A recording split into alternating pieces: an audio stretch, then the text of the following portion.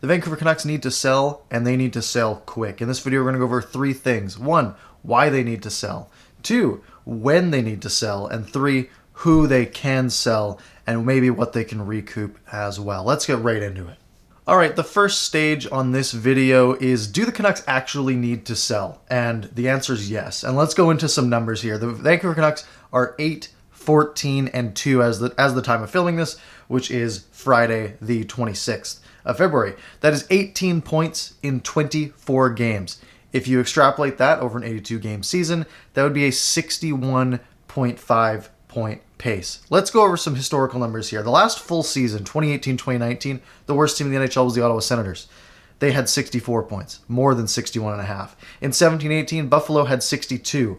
In 2016-17, Colorado had 48 points. No one else had less than 69 that year. 62 points would be the worst season for the Vancouver Canucks since 1998 and 1999, back in the Messier era when they had 58 points that season.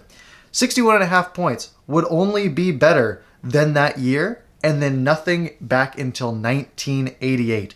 That would make them the second worst Canucks team in 32 years. Now, can the Canucks turn it around? Right? People are saying, well, you go on a run. You win the next 8 games, and we're right back in it. Well, let's look at the statistics here. The Canucks have already played 24 out of 56 games. That is 43% of the season already done. Only 32 games left. To make the playoffs, it looks like the bar is going to be somewhere around 63 points. That's just going based on basically what Montreal's pace is. So the Canucks would then need to get 45 points in the next 32 games, which would be a 70.3 points percentage, or a 115-point pace for the remainder of the season. So they'd have to go something like 21-8-3, 22-9-1, or 22-9-1, something like that.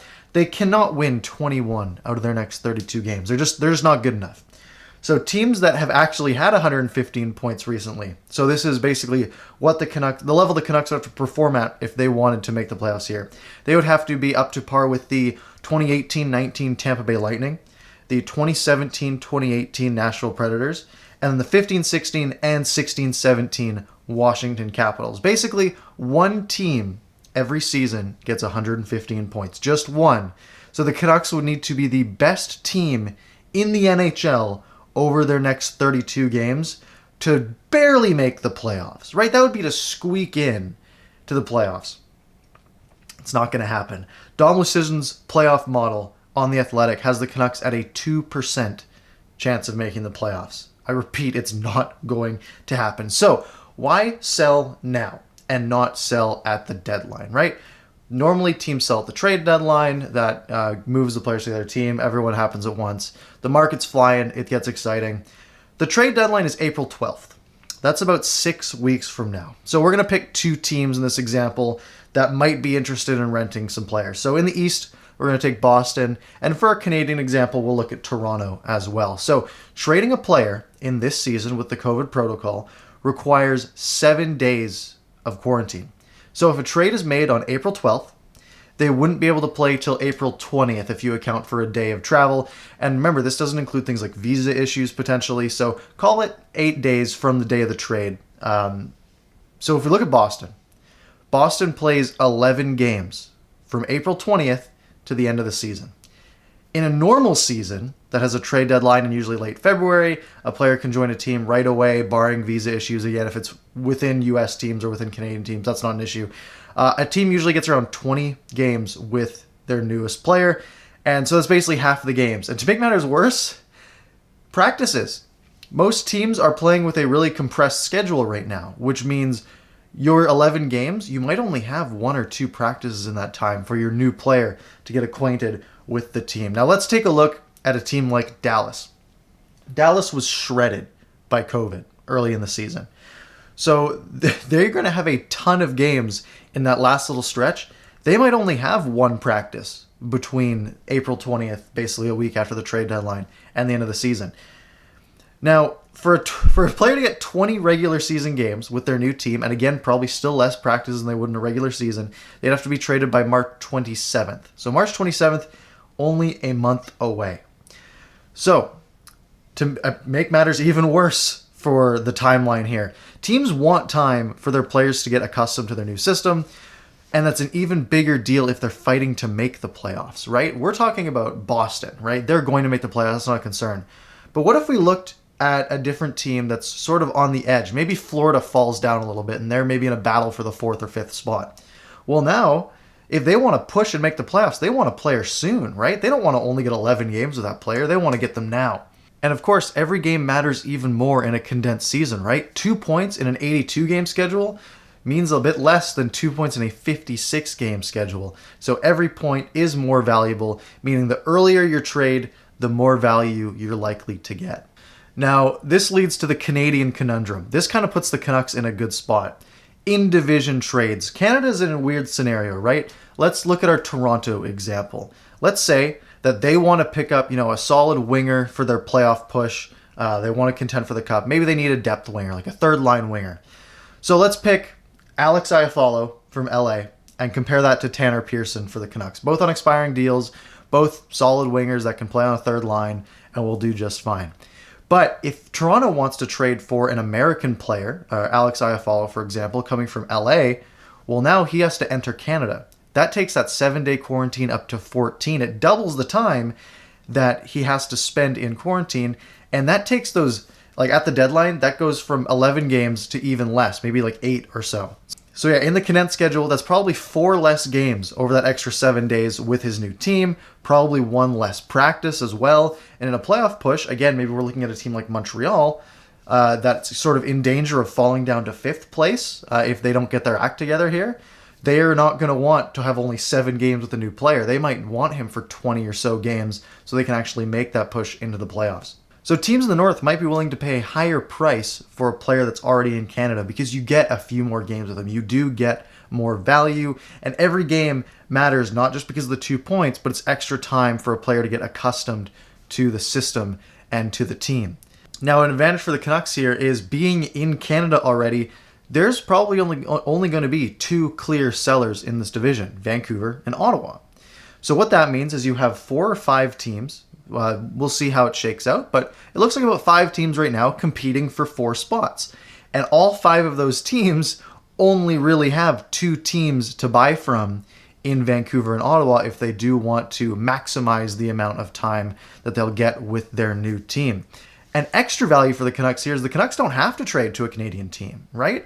They might get higher offers from teams like Toronto or Edmonton or Winnipeg trying to make the playoffs, or Montreal even, but American teams don't have any downside with trading on a Canadian team. So the Canucks basically have 30 teams in the market, or if you're talking about teams maybe competing, call it 20 teams in the market, but the teams in Canada are going to be willing to pay more because there's only really 2 really good options for them to trade with to get maximum time with their new players.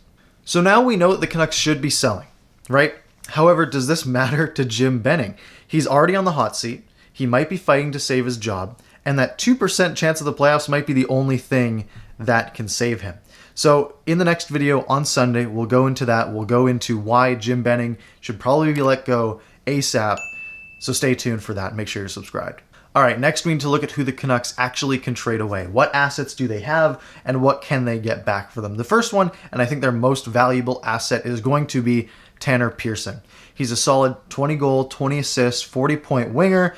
That's good for a second-line winger, but it's great if you're a team that already has a solid top 2 lines and you're looking to add to your third line. Adding a Tanner Pearson to your third line would be a huge boost if you're trying to win a Stanley Cup. He's got a $3.75 million cap hit. I think teams are going to be lining up to get Tanner Pearson. Maybe market somewhere around a 2nd-round pick normally, but in this market, we don't really know. Maybe a team like Toronto's willing to throw in an extra B, C-level prospect to try to pull him and get a player in division instead of maybe like an Alex Iafallo in LA if they do start to fall apart. So that is something to keep in mind. This poses an interesting question. Should the Canucks trade Tanner Pearson, or should they try to re-sign him? He'll be 29 next year, so he's still on the right side of 30. And if you're able to get him near that $3.75 million cap hit, which I think is probably pretty reasonable, he's shown chemistry with Bo Horvat. I think he would be a valuable piece moving forward on this team. So this is my personal opinion. I think the Canucks should be offering Tanner Pearson an extension right now. Get this done now. Offer him a reasonable number. Maybe it's like 3 years at $4 million, something along those lines, which is fine for a 40-point second-line winger. And now, if you do this right now and you make him an offer, a fair offer, and you say, look, this is what we'll put on the table, take it or leave it. If he says no, if he doesn't opt for the security of another 3 years on a contract or however long the contract would be, then now you know, right? You have this out of the way. It's still late February, early March. Now you can make those trade calls, right? You can say, look, you can have the remainder of the season with Tanner Pearson. You get as much value as possible. Just get it out of the way now. I think your best option, offer him an extension, make it just a take it or leave it deal. And if he leaves it, you trade him away and get some value in return. Next on the Canucks trade block will be Brandon Sutter. He's got a 15-team no trade clause. He's overpaid. He's a third or fourth line center on a good team, probably fourth line center.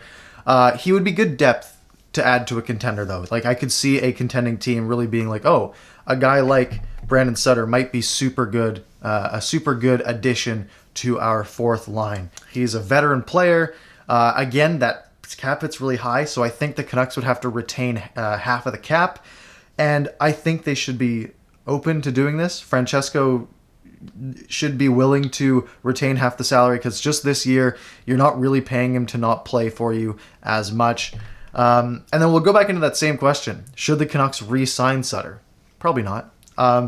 If it's like a 1 year, $1.5 million deal, like, sure, why not? But I think you'd still rather trade him and get something back for him.